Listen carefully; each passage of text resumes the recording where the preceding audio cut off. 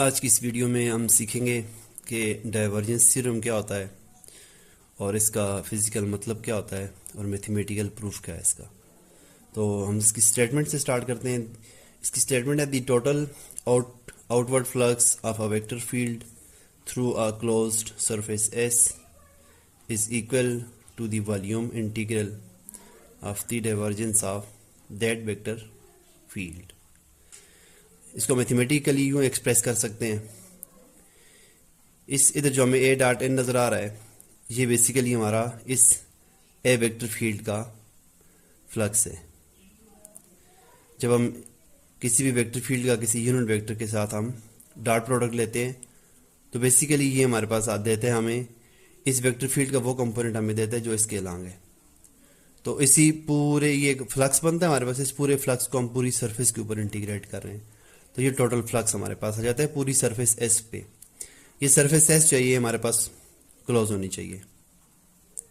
अब ये इक्वल हमारे पास वॉल्यूम इंटीग्रल के, volume integral of the divergence of the same vector field. जिस वेक्टर फील्ड का हम फ्लक्स फाइंड कर रहे हैं वो बेसिकली उसी की डाइवर्जेंस आ जाती है। तो लेट्स सपोज हमारे पास ये एक वॉल्यूम है, एक हमारे पास इस वॉल्यूम का जो सरफेस एरिया है वो हमारे पास ds है। इसमें हमें जो यहाँ पे जो ds हमारे पास होगा ये वेक्टर भी हो सकता है और ये स्केलर भी हो सकता है। और ये हमारे पास अगर हम इस वेक्टर इस सरफेस एरिया को हम एज ए वेक्टर लेंगे तो फिर इसको हम यूँ एक्सप्रेस करेंगे n unit vector into ds। ये n जो है हमारे पास ये नॉर्मल होता है, यानी किसी भी सरफेस को जब हम एज ए वेक्टर लेते हैं तो फिर हम उसके लिए हमें एक नॉर्मल लेना पड़ता है। यानी किसी भी सरफेस को की डायरेक्शन जो होती है ना वो उसके नॉर्मल से डिटरमिन होती है। तो हम इसी वॉल्यूम के ऊपर जो है अभी ये जो थ्योरम है इसको हम प्रूव करेंगे। तो हम अभी प्रूफ पे आते हैं। ये अगेन मैंने ये थ्योरम लिख लिया हुआ है। Flux of this vector field A over this surface S is equal to the volume integral. लेकिन ये सरफेस जो है हमारे पास क्लोज होनी चाहिए। तो ये जो सिंबल हम यूज़ करते होते हैं ये क्लोज सरफेस के लिए, क्लोज इंटीग्रल के लिए हम यूज़ करते होते हैं। तो यहाँ पे जो ए वेक्टर फील्ड है इसको हम यूँ ले लेते हैं, हम सिंपल कार्टेशियन कोऑर्डिनेट्स इसको हम लेते हैं। तो इस वेक्टर के हम तीन कंपोनेंट ले लेते हैं, a1 i plus a2 j plus a3 के। i j के ये कार्टेशियन यूनिट वेक्टर्स है। ये बेसिकली जनरलाइज कोऑर्डिनेट्स में इसको प्रूफ किया जा सकता है, लेकिन हम क्योंकि वेरी बेसिक सीख रहे हैं इसलिए हम इसको कार्टेशियन कोऑर्डिनेट्स में लेते हैं। The divergence of A is given as, हम डाइवर्जेंस इसी वेक्टर फील्ड की अगर हम डाइवर्जेंस फाइंड करें तो हमारे पास वो ये आ जाती है। जैसे हमारे पास डेल होता है, डेल इक्वल होता है partial by partial x i plus partial by partial y j plus partial by partial z के। अगर हम इसी को हम इस पे अप्लाई करें इस वेक्टर फील्ड में तो हमारे पास ये डाइवर्जेंस आ जाएगी। तो ये दो वेक्टर हमारे पास, इन दोनों का बस जस्ट डॉट प्रोडक्ट लेना हमने। पहले हमने इसके डेल के कंपोनेंट लिखने, फिर हमने ए के कंपोनेंट लिखने, तो हमारे पास ये आ जाएगा। आई जब आई से पे ऑपरेट होगा तो partial by partial x a1 हो जाएगा, फिर इंटू आई डॉट आई आएगा तो वो हमारे पास 1 हो जाएगा। इसी तरह हमारे पास सेकंड और थर्ड टर्म आ जाएगी इसकी डेल डॉट ए की।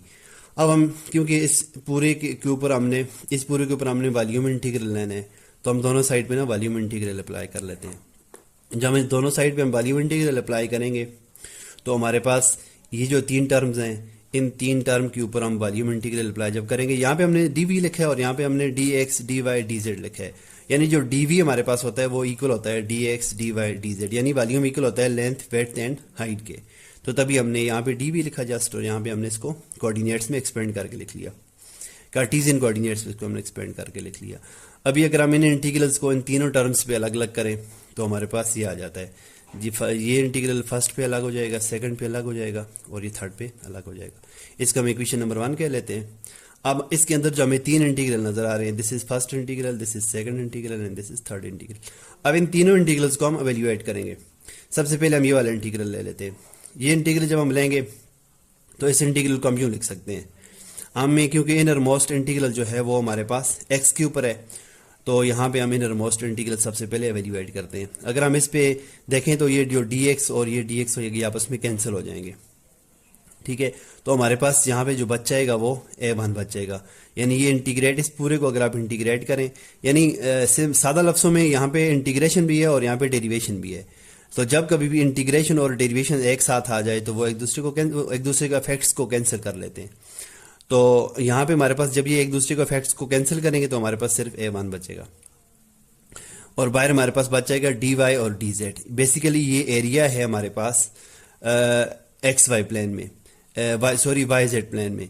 जो वाई जेड प्लेन में एरिया है, इसका जो यूनिट वेक्टर होगा वो हमारे पास अलोंग वाई एक्स एक्सेस होगा। तो इसी की वजह से हम इस एरिया को हम क्या कह लेते हैं, हम डी एस एक्स कह लेते हैं। यानी डी एस एक्स इस फार्मूला में जो हमें नजर आ रही है इसकी इक्वल है डी वाई और डी जेड की इक्वल है।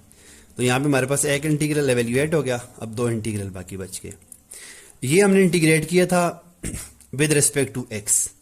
इसी तरह से जब हम इंटीग्रेट करेंगे विद रिस्पेक्ट टू वाई तो हमारे पास यहाँ पे जो बचेगा वो a2 बच जाएगा और ये जो यहाँ पे y पे जो इंटीग्रल है ये एवेल्यूएट हो जाएगा और dx और dz बच जाएंगे।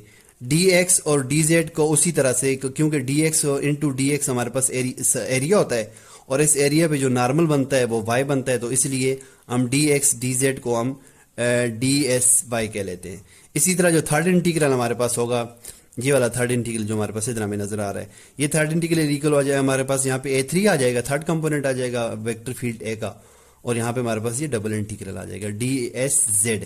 क्योंकि अब जो बचेगा यहाँ पे वो हमारे पास x और y बचेगा और इस x और y पे जो परपेंडिकुलर होता है वो z होता है। तो यानी इस सरफेस को डिटरमिन जो करेगा वो इसकी z डायरेक्शन डिटरमिन करेगी। तो हमारे पास ये आ जाएगा, इसको हम कह लेंगे dsz। अब ये इक्वेशन 2, इक्वेशन 3 एंड इक्वेशन 4, अगर हम तीनों इक्वेशंस को इक्वेशन 1 में यूज करें, इसमें ये फर्स्ट इक्वेशन से हमारे पास वैल्यू आई, ये सेकंड इक्वेशन से वैल्यू हमारे पास आई है, ये थर्ड से आई है और ये फोर्थ से आई है। अगर हम ये तीनों की तीनों वैल्यूज यहाँ पे यूज करें इक्वेशन फर्स्ट में तो हमारे पास ये वॉल्यूम इंटीग्रल आ जाता है। Volume integral is equal to the first term, हमने ना इसको ये वाली जो हम नजर आ रही है ना, इसको हमने इसकी जगह यूज किया तो हमें ये वाली टर्म मिली। इसी तरह अगर हम इस सेकंड को यूज करेंगे, इसको यूज करेंगे इस सेकंड में तो हमारे पास ये वाली टर्म आ जाएगी। और इस तरह ये जो थर्ड हमें नजर आ रहा है, ये वाली, ये थर्ड टर्म, इसको अगर हम इसमें यूज करेंगे इसमें तो हमारे पास ये आ जाएगी, ये टर्म आ जाएगी। अब इन तीनों में हम डबल इंटीग्रल को कॉमन ले लेते हैं, हमारे पास ये बच जाएगा a1 dx s plus a2 dx s y plus a3 ds z। तो अब अगर हम इस पे गौर करें तो ये बेसिकली हमें दो वेक्टर का डॉट प्रोडक्ट नजर आ रहा है। इनमें एक वेक्टर तो हमारे पास है a1 a2 a3 और वो इक्वल है a के, और दूसरा जो वेक्टर है वो है dsx dsy dsz, तो ये हमारे पास आ जाता है ds के इक्वल आ जाता है। ये बेसिकली यहाँ जो ds लिखा हुआ है ना, ये हमारे पास अब ये एक वेक्टर है और इसी को हम यूं भी लिख सकते हैं, यानी ds वेक्टर जो है n unit vector n dot s equal आ गया। तो इस पे अगर हम देखें, जब भी ये डबल इंटीग्रल आएगा तो यहाँ पे हम सरफेस लेंगे, क्योंकि डबल इंटीग्रल हमेशा सरफेस के ऊपर होता है और ट्रिपल इंटीग्रल हमेशा वॉल्यूम के ऊपर होता है हमारे पास। तो यहाँ पे हम सरफेस ले लेंगे, ये हमारे पास इक्वल आ गया। जस्ट मैं दोबारा से यहाँ पे आपको कैलकुलेट करके बता देता हूँ कि ये टर्म हमारे पास किस तरह से आती है। यानी a1 dsx plus a2 dsy plus a3 dsz। तो इसको हम यूँ लिख सकते हैं a1 i plus a2 j plus a3 k dot, बाकी जो बच के हमारे पास dxi plus dsy plus dsz के। तो इस पे अगर हम गौर करें तो ये हमारे पास है वेक्टर फील्ड A है और डॉट ये अगर हम देखें तो ये हमारे पास ds है, क्योंकि ds ये वेक्टर है। इस वेक्टर के ये तीन कंपोनेंट हैं, first component, second component and third component. अगर इसको हम वेक्टर की फॉर्म में लिखें तो हम इसको यूँ लिख सकते हैं। तो इसी को अगर हम लिखें नॉर्मल वेक्टर की फॉर्म में तो हम इसको यूँ लिख सकते हैं।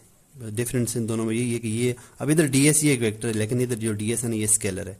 उसी जो हमारे पास सरफेस है ना वेक्टर फॉर्म में, उसी का ये मैग्नीट्यूड और ये इसकी डायरेक्शन है। किसी भी सरफेस पे जो नॉर्मल होता है उसकी डायरेक्शन को डिटरमिन करता है।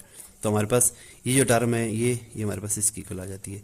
तो यही वाली वैल्यू हमने यहाँ पर यूज़ कर ली है। तो ये तो हमारे पास इक्वल है इस इंटीग्रल के। यहाँ पे हम क्लोज्ड इंटीग्रल डाल सकते हैं क्योंकि जो सरफेस हमने ली थी वो हमने क्लोज ली थी। तो हमारे पास ये अब इसकी यानी ये हमने साइड लेके आना, राइट हैंड साइड लिया हमने, लेफ्ट हैंड साइड के इक्वल प्रूफ कर दी। तो ये हमारे पास इसका मैथमेटिकल प्रूफ है और जो स्टार्ट में एक्सप्लेन किया था वो उसकी फिजिकल रीज़न है।